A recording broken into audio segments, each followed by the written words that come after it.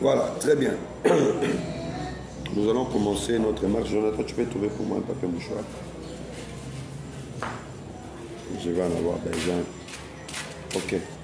Alors, ce matin, nous allons parler sur l'eschatologie. En fait, nous sommes dans une série de résumés. Nous sommes en train de faire des récapitulations pour permettre à chacun de nous de bien faire son travail. Que Dieu bénisse les bien-aimés de l'école de la sagesse. Tous les étudiants, je suis fier de vous, tellement content de la manière dont vous êtes en train de travailler. Nous avions fini la semaine dernière avec le travail de notre frère David Mouliro, qui est un bon travail. Et cette semaine, nous avons fini avec l'introduction du travail de notre frère David. Cette fois-là, c'est David de Kinshasa. Lui aussi a fait un très bon travail. Donc, je suis très fier de vous pour tout ce que vous faites. Que Dieu vous bénisse. Je crois que la conférence que nous allons avoir ici, au mois de juillet, sera vraiment une conférence bénie avec les différents travaux que vous êtes en train de faire. Que Dieu bénisse également le frère Joël, qui a aussi fait un bon travail sur l'eschatologie. Donc, malheureusement, il n'est pas là. Il devait être là pour avoir beaucoup plus d'éléments. Donc, ce que nous sommes en train de faire depuis un certain moment, ce sont des récapitulations qui vous permettront, allais-je dire, de bien faire vos travaux. Mon souci, c'est que vous puissiez comprendre que la Bible a une philosophie.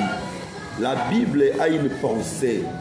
Chaque écriture, chaque thème biblique ou chaque livre de la Bible a une philosophie, a une pensée.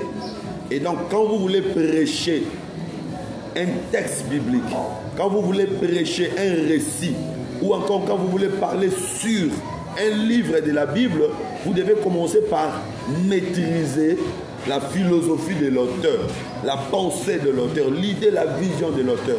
Toute interprétation en dehors du contexte, en dehors de la circonscription de ces textes, n'est qu'erronée, même si ça peut être beau à écouter, bon dans des oreilles, mais en réalité, ça ne sera pas une bonne chose. Alors c'est comme ça que nous sommes en train de travailler sur les idées maîtresses de chaque thème. Nous avons travaillé sur les 4 bras de l'évangile, nous avons travaillé sur la création, nous avons travaillé sur les tabernacles, et aujourd'hui nous allons travailler sur l'eschatologie pour vous permettre de vous fixer, pour vous permettre de comprendre l'idée générale de Dieu dans l'eschatologie. C'est très important. Je vais être un tout petit peu scientifique, mais vite je rentrerai dans les Écritures pour que vous puissiez comprendre. Déjà, quand on parle de l'eschatologie, plusieurs personnes peuvent penser que ce sont des choses liées à la science qui n'ont rien à voir avec l'évangile. Tout simplement parce que le mot eschatologie est purement grec. J'aimerais que vous puissiez faire attention. C'est un mot de l'évangile. C'est un mot qui a trait avec l'évangile. Donc il ne faut pas considérer ce mot comme un mot profane. Non. Considérez cela comme un mot, comme tous les autres mots de l'évangile. Le mot eschatologie vient du grec eschatas ou eschatos, qui veut dire fin, extrême, extrémité ou finalité. Et vous savez bien avec moi, logos veut dire science. Donc eschatologie, c'est l'étude des événements de la fin. Étude des choses qui arriveront au temps de la fin. Alors, le mot contient une grande pensée helléniste. Le mot contient une grande pensée grecque. Ce n'est pas que c'est un mot profane parce que ça contient une grande pensée grecque, non. Mais parce que les livres de Nouveau, tous les livres du Nouveau Testament, Nouvelle Alliance, ont été écrits dans la pensée grecque. C'est comme ça. Je ne sais pas si vous avez déjà posé la question. Jésus et Yehoshua. Bon, Jésus et Josué, disons ça comme ça. Jésus et Josué. Vous savez que c'est les mêmes noms. Peut-être que vous ne savez pas. C'est les mêmes noms. Jésus et Josué, c'est les mêmes noms. Il n'y a pas de différence. Mais pourquoi là-bas on appelle Josué, lui on l'appelle Jésus? Pourquoi? Quand on dit Jésus, c'est plus dans la pensée grecque. C'est plus parce que c'est dans le Nouveau Testament et les rédacteurs ont plus voulu helléniser les textes que les garder d'une manière juive. Pourquoi? Parce que vous savez déjà, si vous lisez le Nouveau Testament, vous allez voir que l'auteur présente les Juifs comme ceux qui ont tué Jésus. Voilà pourquoi, à un certain moment, les auteurs cherchent à helléniser, c'est-à-dire montrer que Jésus, dans l'aspect spirituel, ne devait pas être considéré comme juif. Parce que les Juifs les considéraient comme leurs frères physiques et donc ne croyaient pas à sa divinité, à sa seigneurie. Et voilà pourquoi les auteurs du Nouveau Testament ont essayé d'helléniser. Papa Boni, est-ce que tu peux parler avec les frères qui sont en face là? Dis-lui de délaisser un peu notre travail. Donc, ça c'est important de comprendre. Vous allez trouver des termes tels que Jude, par exemple, Jude. Les frères Jude. Mais Jude, ça n'existe pas en Israël, c'est Judas. Mais pourquoi lui on l'appelle Jude? C'est toujours dans ce sens-là, de helléniser, c'est-à-dire de rendre grec. Alors, c'est comme ça, on n'a même pas besoin de faire les débats sur Yehoshua ou Jésus. Parce que les gens qui disent Yehoshua, mais ils disent Jude. Mais pourquoi vous cherchez seulement à corriger Jésus? Parce qu'il y a toute une liste de noms qui ont été hellénisés. Même Jacques, quand on dit Jacques en Israël, ça n'existe pas, c'est Jacob. Mais eux, ils ont dit Jacques. Et vous avez maintenant Judas Iscariote. Mais c'est Judas, pourquoi on ajoute les S? Donc, bref, je crois que j'aurai l'occasion d'en parler peut-être dans d'autres, sur d'autres sujets. Bref, le mot eschatologie, c'est un mot qui a beaucoup plus d'accent grec. C'est seulement parce que dans ces mots, on est en train de nous dévoiler des choses qui vont arriver au temps de la fin. Donc ici, celui qui travaille sur l'eschatologie travaille sur les événements qui arriveront au temps de la fin. Ça, c'est très important. Alors, celui qui travaille sur l'eschatologie aura principalement à s'occuper de le retour de Jésus-Christ, la résurrection des morts, le jugement dernier et le règne de Christ. Ce sont des événements qui arriveront à la fin du temps. Ça, c'est très important. Mais il faut faire attention. Quand on dit événements du temps de la fin, ou encore étude des événements du temps de la fin, c'est quoi les événements du temps de la fin? C'est un terme eschatologique, le temps de la fin, qui nécessite une explication. Le temps de la fin ne veut pas dire l'arrêt du temps, non. Le temps de la fin ne veut pas dire que le temps va s'arrêter, non. Mais le temps de la fin veut dire la fin d'un système. Quand les Juifs parlent du temps de la fin, ils sont en train de voir la fin d'un système et le début d'un autre système. C'est de ça que nous allons parler ce matin, c'est tellement important. Donc quand on dit que l'eschatologie, c'est l'étude des événements du temps de la fin, l'étude du temps de la fin, le temps de la fin là, ne prenez pas ça d'une manière littéraire pour dire qu'il y a un temps qui va finir littérairement, non. Mais le temps de la fin, c'est plus dans le sens de la fin d'un système et le début d'un autre système. C'est comme ça dans la Bible, nous pouvons distinguer deux sortes d'eschatologie. L'eschatologie juive et l'eschatologie grecque. Quand on dit eschatologie grecque, c'est-à-dire c'est l'eschatologie des non-juifs. Ou je peux dire l'eschatologie de l'Église. L'eschatologie d'Israël et l'eschatologie de l'Église. Il y a vraiment des choses différentes là-bas. Quand on enseigne, parce qu'il y a des gens qui enseignent des choses sans précision, quand on enseigne l'eschatologie d'Israël n'est pas la même avec l'eschatologie de l'Église. Je vais donner les différences. Déjà, l'eschatologie d'Israël ne prévoit pas un ciel pour les Israélites, non. L'eschatologie d'Israël, pour Israël, à la fin, Israël doit avoir une terre dans laquelle il va habiter tranquillement. Alors que l'eschatologie de l'Église ne prévoit pas un pays pour l'Église, mais l'eschatologie de l'Église prévoit le ciel pour l'Église. Vous voyez que c'est différent. Quand on prêche l'eschatologie d'Israël, tu ne peux pas aller prêcher aux Israélites célestiels, ils n'ont pas besoin de ça.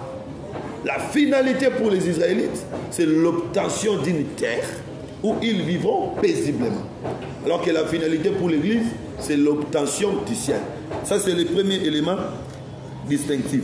Deuxième élément, l'eschatologie d'Israël ne parle pas d'une vie éternelle. Non. Les Israélites ne rêvaient pas de vivre éternellement, non. Mais l'eschatologie d'Israël parle d'une descendance forte. C'est-à-dire pour les Israélites, les pères peuvent mourir, les fils vont naître et ils seront la continuité de la vie dans la société. C'est comme ça en Israël, la fécondité était une chose tellement importante. Et si vous lisez les explications des mots, les mots bénédiction en Israël veut dire fécondité. Donc, pour eux, la fin, ce n'est pas que les pères puissent rester éternellement, mais pour eux, la fin, c'est que les fils puissent relever les défis de leur père. Les fils puissent récupérer les héritages de leur père. C'est comme ça, si vous allez en Israël, vous allez voir que le mouvement des intellectuels, les scribes, ne croyaient pas à la résurrection des morts. Pourquoi ils ne croyaient pas à la résurrection des morts? C'est lié à leur philosophie, c'est lié à leur eschatologie. Pour eux, si quelqu'un meurt, il doit mourir dans la paix et il doit laisser une descendance paisible. Mais quand on vient dans l'eschatologie de l'Église, nous ne croyons pas à la descendance, mais nous croyons à la vie éternelle. Quand on croit en Christ, on obtient le ciel et on obtient la vie éternelle. Donc vous voyez que ce sont des choses différentes. Et troisièmement, l'eschatologie d'Israël prône un règne physique de Christ. Israël s'attend à ce que le Seigneur vienne vaincre toutes les nations de la terre et dominer toutes les nations physiquement. Alors que l'eschatologie de l'Église commence par un règne spirituel de Christ. C'est là où celui qui travaille sur l'eschatologie doit se baser. Parce que quand le Seigneur Jésus est venu, le peuple d'Israël était sous la domination des Romains. Et quelle était l'espérance d'Israël? Si vous lisez Luc chapitre 24, verset 44, l'espérance d'Israël c'était que quand le Seigneur viendra, non pas 44, vous pouvez commencer à partir du verset 30, vous descendez, Luc 24, ils avaient l'espérance que c'est lui qui viendra, c'est lui qui les délivrera sous la domination des Romains, entre les mains des Romains. Pour eux, la délivrance était physique. Mais nous comprenons que la délivrance, le règne de Christ ne doit pas être physique, mais le règne de Christ doit être spirituel. Donc aujourd'hui, la fin du premier système et le début du deuxième système ne doit pas être considéré d'une manière physique, mais il doit être considéré d'une manière spirituelle. Comment? Pour Israël, la venue de Jésus devait mettre fin au règne des Romains et commencer un nouveau règne, le règne du Christ en Israël. Mais ce n'était pas ça la pensée de Dieu. La pensée de Dieu, c'était la fin du règne du diable. Donc vous comprenez que les Romains là n'étaient que l'image du diable. Donc le Seigneur était venu pour mettre fin au règne du diable et commencer le règne de Christ, mais spirituellement. Le Seigneur n'était pas venu pour mettre fin au règne des Romains physiques. Donc c'est ça la différence entre l'eschatologie des Juifs et l'eschatologie helléniste ou l'eschatologie de l'Église. Alors nous allons lire. J'ai dit que l'eschatologie c'est l'étude des événements du temps de la fin. C'est quoi le temps de la fin? Temps de la fin ne veut pas dire fin du temps, mais temps de la fin veut dire fin d'un système. Quel est le système qui prendra fin? C'est le règne du diable. C'est ça l'empire romain d'une manière spirituelle qui devait prendre fin pour que le règne de Christ puisse commencer. C'est-à-dire, une personne doit être considérée comme le monde. Regarde, la Bible dit car Dieu a tant aimé le monde qu'il a donné son Fils unique. Le monde là ne doit pas être considéré d'une manière littéraire, mais le monde doit être considéré comme une personne. Et donc quand on dit la fin de l'empire romain dans le monde, c'est-à-dire la fin de l'empire du diable, du pouvoir du diable dans l'homme, et le début du pouvoir de Christ dans l'homme. C'est comme ça. Quoique le règne de Christ sur la terre, c'est quelque chose qui arrivera, mais le règne de Christ dans l'homme est déjà arrivé. Ça, c'est très important. C'est comme ça, vous allez voir que le Seigneur régnera pendant 1000 ans, mais aujourd'hui, le Seigneur est en train de régner dans l'homme. Le Seigneur régnera dans le monde pendant 1000 ans, mais aujourd'hui, le Seigneur est en train de régner dans l'homme pendant une année. Une année de la grâce. C'est aussi un jour.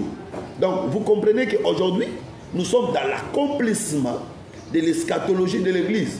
La fin du règne de l'Empire romain spirituel, qui est l'empire du diable dans l'homme. Donc, l'eschatologie de l'Église n'est pas une eschatologie collective. Attention, ça c'est un autre élément que vous pouvez ajouter parmi les éléments de différence. La différence aussi entre l'eschatologie d'Israël et l'eschatologie de l'Église. L'eschatologie d'Israël est d'abord collective. Mais l'eschatologie de l'Église commence par être individuelle avant d'être collective. C'est-à-dire chacun de nous doit vivre la fin du règne de Satan et le début du règne de Christ dans son cœur. Vous voyez, alors qu'Israël attendait une délivrance de leur nation. Nous aujourd'hui, nous n'attendons pas la délivrance du Congo. Ceux qui sont en France n'attendent pas la délivrance de la France. Ceux qui sont au Rwanda n'attendent pas la délivrance du Rwanda. Mais chaque chrétien attend sa délivrance. Chaque chrétien attend que Christ vienne régner dans sa vie, que Christ mette fin au règne du diable dans sa vie et que Christ commence un nouveau règne en lui. C'est comme ça, Matthieu chapitre 6, verset 9, je vais lire. Le Seigneur en apprenant à ses disciples comment prier. J'ouvre une parenthèse pour dire que ça, notre Père qui est aussi, d'abord ce sont les catholiques qui ont donné ce nom-là. Jésus n'avait pas dit que cette prière s'appelle la prière de notre Père. Premièrement. Deuxièmement, ce n'était pas une prière, mais c'était un enseignement. Le Seigneur apprenait à ses disciples comment prier. Donc quand on apprend à quelqu'un comment prier, vous ne pouvez pas prendre l'enseignement et puis en faire une chose pratique. Non, l'enseignement est plutôt théorique. C'est comme un maître qui est en train d'enseigner aux élèves la tomate. Si le maître prend une tomate en plastique pour enseigner aux élèves, les élèves ne peuvent pas prendre cette tomate en plastique, aller mettre dans le repas. Ça ne va pas marcher. C'est pour vous illustrer. C'est pour vous montrer la vraie tomate. Donc, ce que Jésus montrait ici, c'était un enseignement pour permettre aux disciples de savoir comment prier. Cela ne veut pas dire que si quelqu'un veut prier, qu'il dise notre Père que tu sais que... Non, ça c'est une récitation qui n'est pas puissante. C'est comme ça, vous allez voir, aucun apôtre n'a fait cette prière. Nulle part, lisez la Bible tout entière, nulle part vous allez voir les apôtres se réunir pour faire cette prière. Ils ont prié dans plusieurs endroits. Vous ne verrez pas les apôtres faire cette prière, donc c'était un enseignement. Alors, qu'est-ce qu'il dit? Matthieu chapitre 6, verset 9. Priez donc ainsi, notre Père qui est aux cieux, que ton nom soit sanctifié, que ton règne vienne. Alléluia.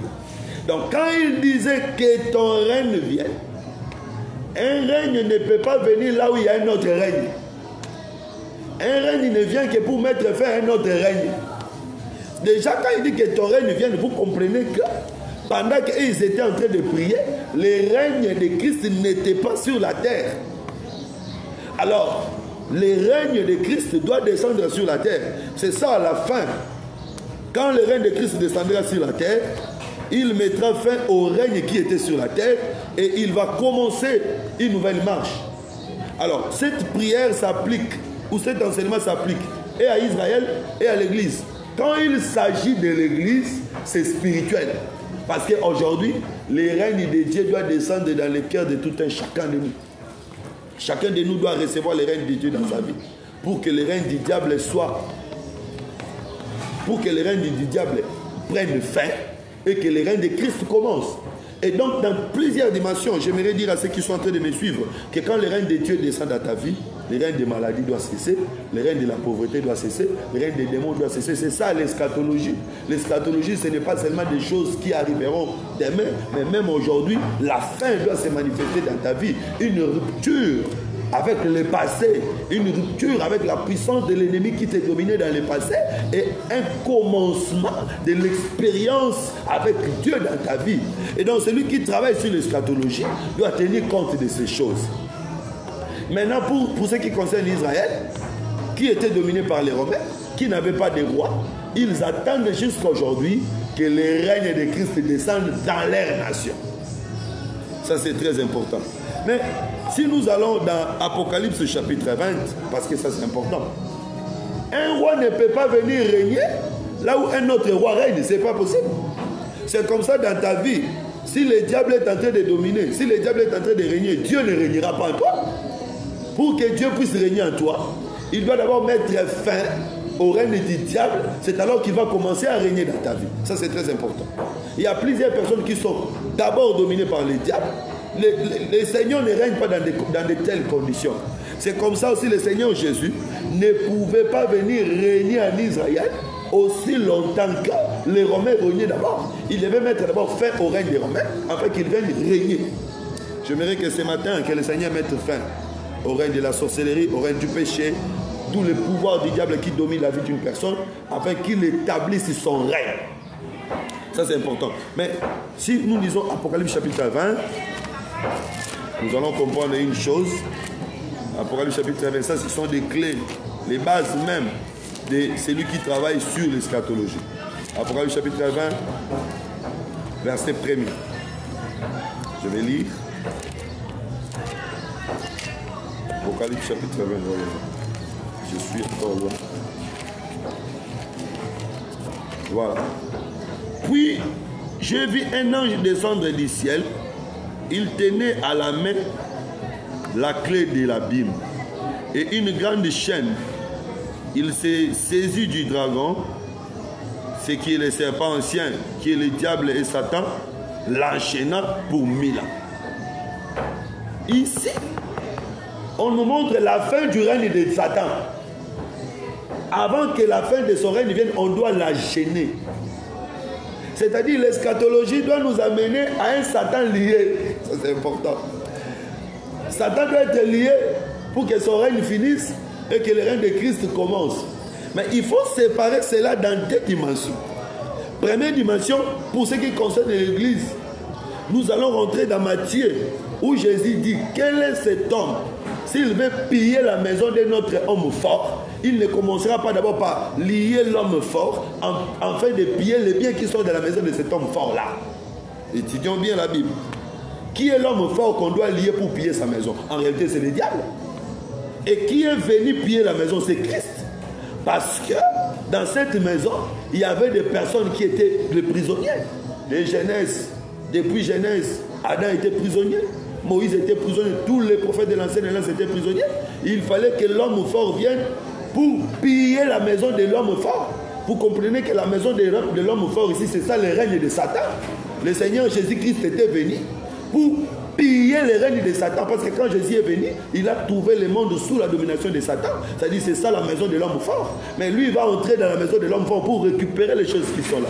C'est pourquoi j'ai dit, tu étais entre les mains du diable, dans des coutumes, dans la sorcellerie. Aujourd'hui, le Seigneur t'a récupéré. Un enfant de Dieu ne peut pas avoir peur. N'ayez pas peur parce que celui qui nous domine ne nous domine plus. Donc vous comprenez que le règne de Satan, c'est ça la maison de l'homme fort. Le Seigneur était venu pour piller cette maison. Voilà pourquoi avant de piller cette maison, il devait d'abord lier l'homme fort. Et où est-ce qu'il a lié l'homme fort? C'est sur la croix de Golgotha. Le fil que le Seigneur a utilisé pour lier l'homme fort, c'est son sang. Parce que vous savez que le sang, la couleur cramoisie, c'est un fil. Si vous allez chez Rab, la prostituée. Donc par son sang, le Seigneur a lié les diables. Lier veut dire empêcher. Le Seigneur a empêché les diables d'agir où? Dans l'église. Parce que les diables peuvent agir aujourd'hui dans le monde, mais il ne peut pas agir dans l'église. C'est comme ça que j'ai dit, toi qui crois au Seigneur, crois que les diables ne peuvent pas agir dans ta vie. Il peut agir dans le monde, il ne peut pas agir dans ta vie. Et il faut faire très attention, il peut agir dans les corps, mais il ne peut pas agir dans ton esprit. Parce que là, il est lié. Vous comprenez l'eschatologie, c'est-à-dire la fin du règne du diable et le début du règne de Christ. C'est ce que nous prêchons. C'est ce que j'aimerais que vous puissiez croire. que chacun de nous puisse accepter ça. Et celui qui travaille sur l'eschatologie, sa responsabilité, c'est de nous amener dans cette dimension-là. Alors, si nous allons, peut-être dans des types, c'est important de parler aussi avec des images. Vous allez trouver, je prends l'exemple de Salomon par exemple. Salomon a été mis sur le trône, mais les ennemis étaient encore là. David lui dit, tu vas tuer Joab. Parce que Joab, dans le temps de la paix, avait tué des hommes justes. Il a tué des hommes justes qui n'ont rien fait, il les a tués. Tu dois les tuer. Il lui dit aussi, tu vas tuer Shimei. Et tu vas aussi tuer Adonijah. Donc pour que Salomon puisse régner dans la paix, Joab doit partir selon l'instruction de David. Shimei doit partir selon l'instruction de David. Et Adonijah aussi va partir parce qu'il avait osé demander la femme. Mais Salomon est déjà sur le trône, mais les ennemis sont encore là. J'ai dit que Salomon, c'est l'image de Christ aujourd'hui, qui est déjà sur le trône, mais les ennemis sont encore là. Vous comprenez la différence? Alors que quand on parlera de l'eschatologie d'Israël, on dira que le Seigneur sera sur le trône quand il mettra fin à tous les ennemis. Ici, je suis d'abord en train d'expliquer l'eschatologie de l'Église. Donc, il est sur le trône alors que les ennemis sont encore là. Ça, c'est très important. Bien aimés, nous devons croire au règne de Christ. Nous devons croire à la puissance de Christ. C'est comme Jonathan avait crié que David sera roi. Et dans son royaume, moi je serai le second. Vraiment, même quand David n'avait encore rien, mais Jonathan avait crié que David sera roi. C'est comme aussi ces brigands-là sur la croix de Golgotha. Alors que Jésus était cloué, alors que Jésus était crucifié, ces brigands croyaient qu'il est le roi. Il lui dit, souviens-toi de moi dans ton royaume. C'est ça l'attitude d'un vrai chrétien. Alors que Jésus est cloué, tu crois en lui. Vous savez comment est-ce que Jésus peut être cloué aujourd'hui? Tu demandes à Jésus de te donner l'argent, il ne te donne pas. Jésus est cloué. Tu es malade, tu pries, tu n'es pas guéri. Jésus est cloué. Tu pries pour un malade, il n'est pas guéri. Il meurt même. Jésus est cloué. Mais tu continues à croire en lui.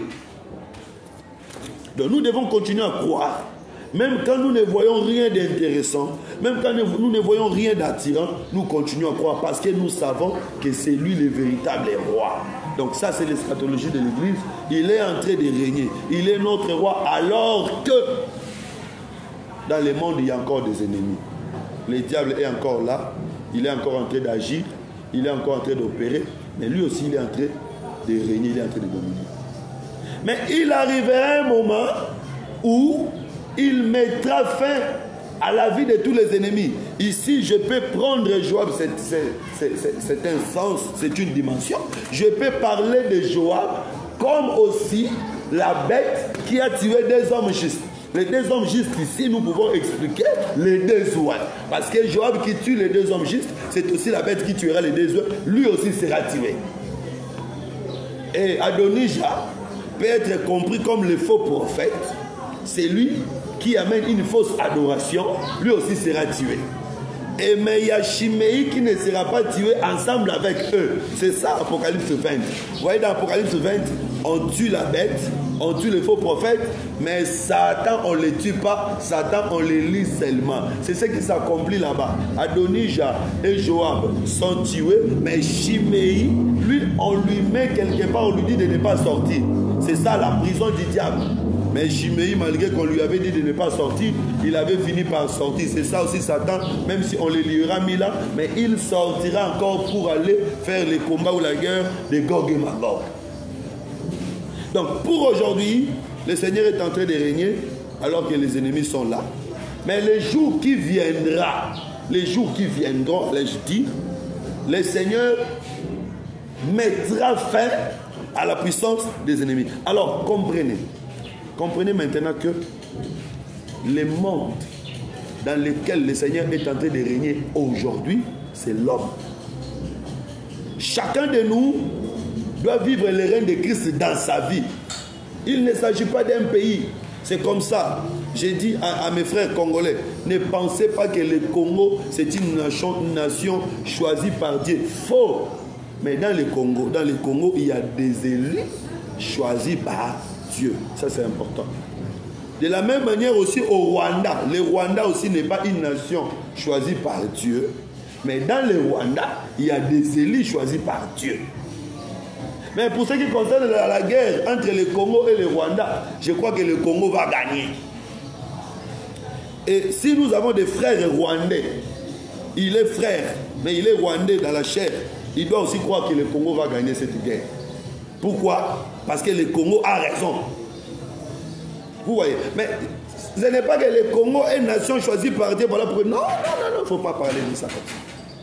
Donc aujourd'hui, l'eschatologie s'accomplit dans l'homme. Le monde dans lequel le Seigneur va établir son royaume, c'est l'homme. Et quand un prédicateur prêche, il amène le règne de Christ dans l'homme. Le pouvoir de Christ de l'homme. Mais vous devez comprendre que nous sommes à un temps où le Christ va régner alors que les ennemis sont encore vivants. C'est-à-dire, malgré que le Seigneur vient régner dans ta vie, les sorciers ne mourront pas. Il y aura toujours des sorciers. Ils ne vont pas mourir, ils ne vont pas disparaître. Ils seront là. Il y aura des démons, ils seront là. Mais malgré leur présence, le Seigneur continuera à régner. Et il y a un temps où le Seigneur mettra fin à l'existence des ennemis. C'est pourquoi un enfant de Dieu aujourd'hui ne peut pas avoir peur des ennemis. Tu ne peux pas avoir peur des sorciers. Tu ne peux même pas te plaindre parce qu'il y a des combats. Parce qu'ils sont en train de te combattre. Non, mais nous sommes au temps où Christ est en train de régner alors que les ennemis sont là. Mais il y a un moment où il régnera en mettant fin au pouvoir des ennemis. C'est ce que les Juifs n'ont pas compris. Quand le Seigneur est venu, le Seigneur n'était pas venu pour mettre fin au règne des Romains, mais le Seigneur était venu pour les apporter les royaumes des cieux. Alors ça c'est très important, nous pouvons le comprendre. Mais si nous allons dans l'explication d'Étienne, quand Étienne est en train de parler, Étienne dit, je voyais le Seigneur debout à la droite du Père. C'est aussi le temps de l'Église. Mais comment il les voit debout à la droite du Père? Qu'est-ce que cela veut dire? J'aimerais que vous puissiez comprendre. Remarquez. Quand Matthieu parle de la généalogie de Jésus, Matthieu dit, généalogie de Jésus, fils de David, fils d'Abraham. Je l'avais évoqué la fois passée, je l'évoque encore. Fils de David veut dire roi. Fils d'Abraham veut dire serviteur. Donc, même si vous le voyez debout à la droite du Père, c'est un roi qui se fait serviteur. Ça, c'est très important. C'est comme ça, David ne peut pas aller combattre Goliath s'il ne met pas d'abord dans son corps les habits de Saoul. C'est très important. Il met d'abord les habits de Saoul, après il enlève, il donne à Saoul, il va maintenant combattre avec les habits du berger. Pour dire que même si vous voyez que c'est un berger, mais c'est un roi. Un roi, mais qui prend l'aspect des bergers pour combattre. C'est comme ça, je l'ai dit encore, que Jésus-Christ est le roi du roi. Mais aujourd'hui, il prend la nature d'un serviteur pour accomplir un travail. Quand on dit qu'il est debout à la droite du Père, en ce moment-là, le ciel n'est pas considéré comme le palais royal. Le ciel est considéré comme le tabernacle. Parce que le ciel, c'est le palais royal, mais le ciel, c'est aussi le tabernacle. Alors, quand Étienne le voit debout, cela veut dire qu'il n'est pas roi dans le palais, mais il est sacrificateur, souverain sacrificateur dans le tabernacle. Parce que dans le tabernacle, le trône, c'est le propitiatoire. Quand on dit on le voit debout à côté du trône, c'est qu'il est dans les lieux en train de verser le sang sur le propitiatoire. Ça, c'est important. Parce que le souverain sacrificateur entrait une seule fois par an dans les lieux très saints, afin d'amener l'expiation, d'apaiser la colère de Dieu sur le peuple. Et donc, celui qui est debout à côté du trône, c'est Christ comme souverain sacrificateur. Et dans ces cas-là, le ciel ne le considérait pas comme palais royal, considérait le ciel comme tabernacle. Mais si le ciel est considéré comme palais royal, c'est lui qui sera sur le trône, c'est le Seigneur Jésus-Christ. Parce que Jésus, c'est le véritable Esther. Vous savez, Esther. Esther avait deux noms. Esther est appelée Adassa. Esther est aussi appelée Esther.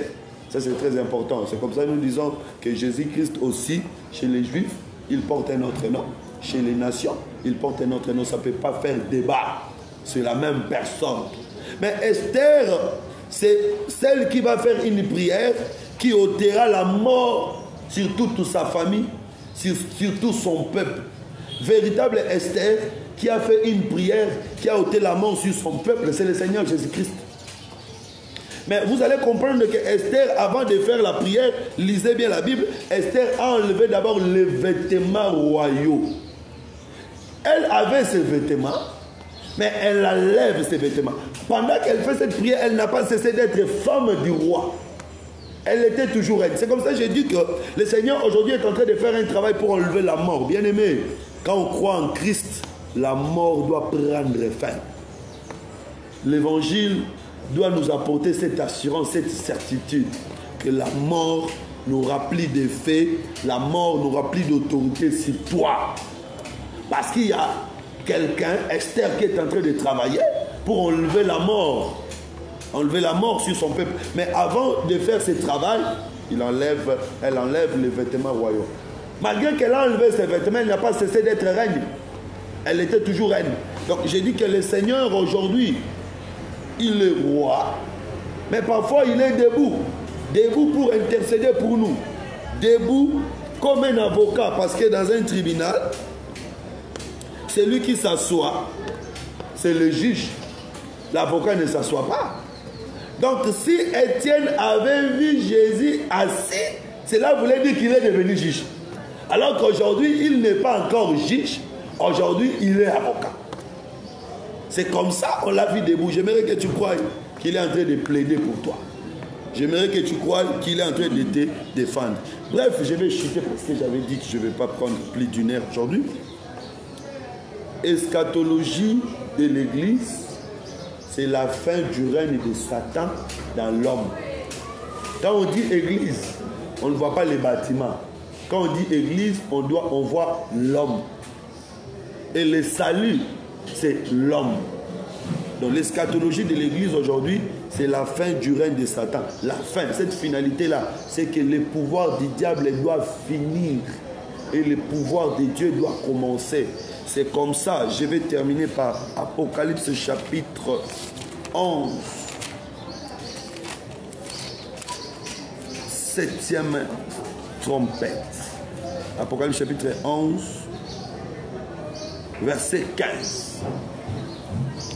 Le 7e ange sonna de la trompette et des voix retentirent dans le ciel. Le royaume du monde a passé maintenant aux mains de notre Seigneur et de son Messie. Il régnera éternellement. Ça, c'est important. À la 7e trompette, le royaume du monde est donné au Seigneur et au Messie pour qu'il puisse régner éternellement. Quand on est dans l'eschatologie de l'Église, ces royaumes-là, ne voyons pas le Congo, ne voyons pas la Belgique, ne voyons pas l'Angleterre. Ces royaumes-là, c'est l'homme. L'homme qui doit être donné à Dieu pour que Dieu puisse établir son règne dans sa vie éternellement. Ça, c'est important. Et nous pouvons également dire, ça, c'est de la prophétie et de la révélation, que sur la croix de Golgotha, 7 trompettes ont retenti. Les 7 trompettes de la croix de Golgotha sont les 7 paroles de Jésus. Donc les 7 paroles de Jésus, c'était cette trompette pour faire tomber la muraille qui est Jéricho, la muraille de Jéricho ou le diable. Et moi je crois que sur la croix de Golgotha, les 7 paroles de Jésus ont fait tomber le diable. C'est comme ça il a dit, tout est accompli. Quand le Seigneur dit tout est accompli, c'est-à-dire tous les événements sont accomplis. C'est comme ça un prédicateur, quand il prêche, même les choses qui vont arriver dans la suite du temps, tu dois croire d'abord que c'est déjà accompli. C'est comme ça, moi je crois que la bénédiction, la paix, la joie, la consolation de la vie des saints, c'est déjà accompli. Donc, les 7 paroles de Christ sur la croix de Golgotha sont aussi 7 trompettes. Vous voyez comment je suis en train de ramener l'eschatologie aujourd'hui. C'est possible. 7 paroles de la croix de Golgotha sont aussi 7 trompettes qui ont écrouler l'ennemi. Et la 7e parole, Jésus dit, tout est accompli. Donc, à la 7e parole, le royaume du monde doit être remis aussi à Christ. Parce que l'ennemi, c'est aussi les murailles de Jéricho qui devaient être écroulées par les 7 trompettes qui sont les 7 paroles écrites sur la croix de Golgotha. Parce que nous croyons que c'est par la croix de Golgotha que le Seigneur a vaincu l'ennemi. Donc toi aussi tu dois croire que le Seigneur a vaincu tes ennemis par l'œuvre de la croix.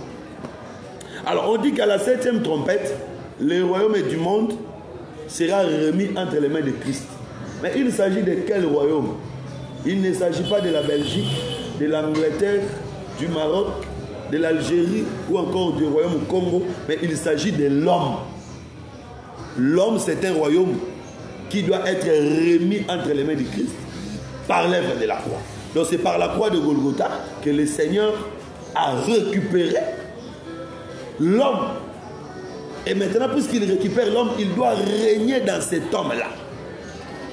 Donc, l'eschatologie dans l'Église, c'est la fin du pouvoir de Satan et le début du pouvoir de Christ. J'aimerais que tu croies que l'ennemi n'a plus de pouvoir dans ta vie.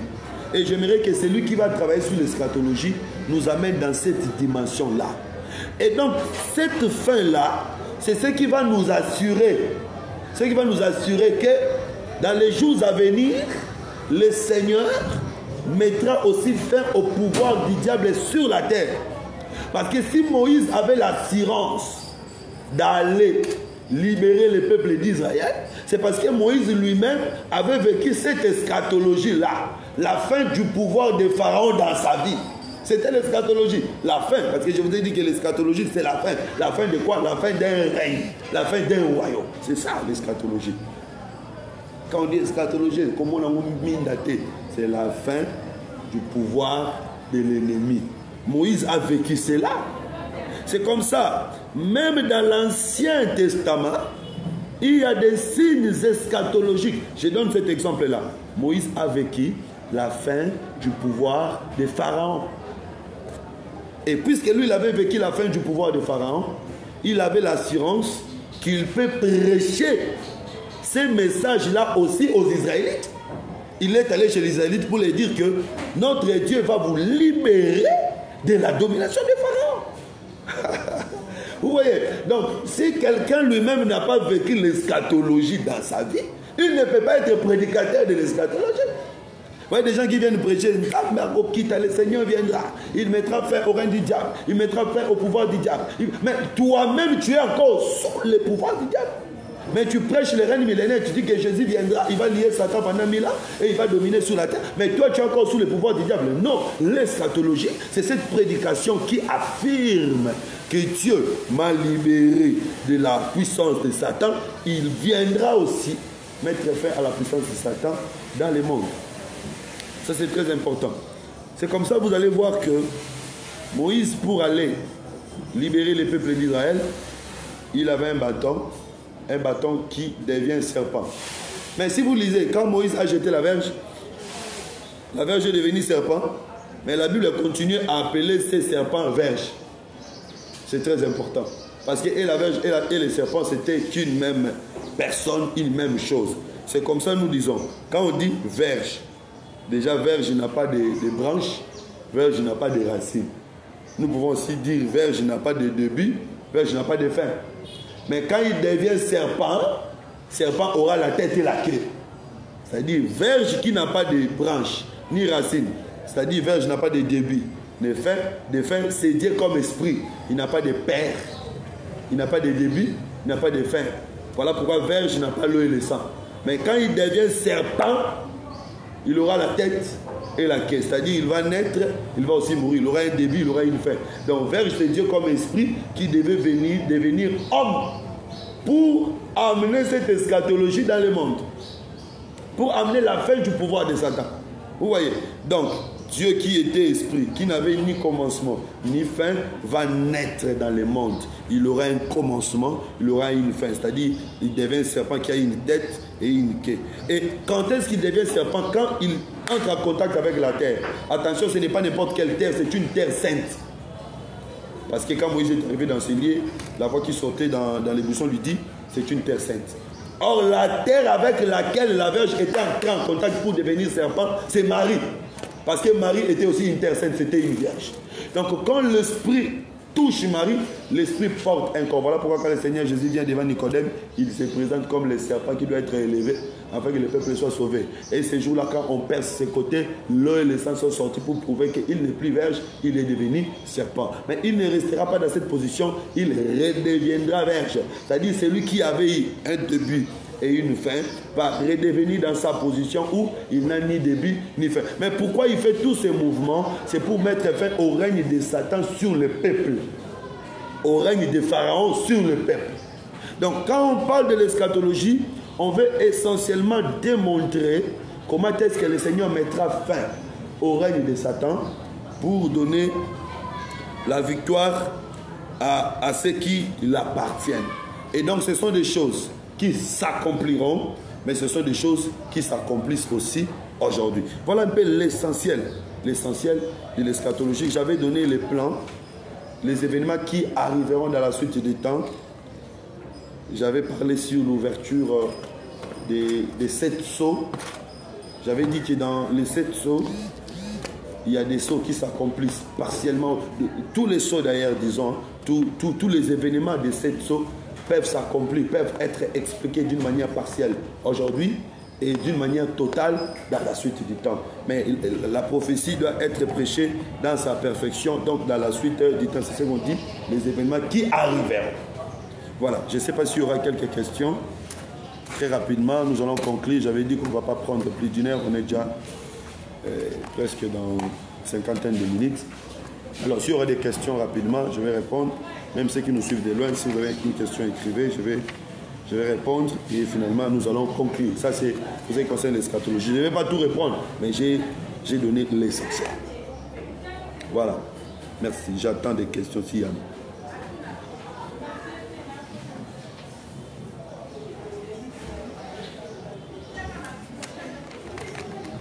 Nous pouvons également parler aussi d'Abraham.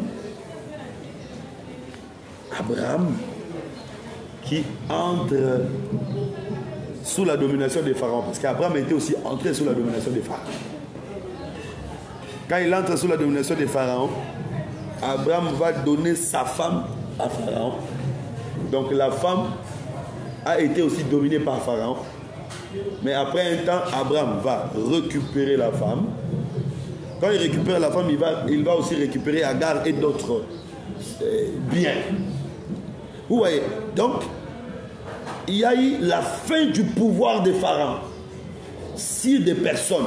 Pharaon continue à dominer d'autres personnes, mais Agar ne sera plus dominée par Pharaon. C'est ça, l'eschatologie au temps de l'Église. Le diable continue à dominer d'autres personnes, mais nous ne serons plus dominés par l'État. Mais pourquoi? Parce qu'Abraham avait donné sa femme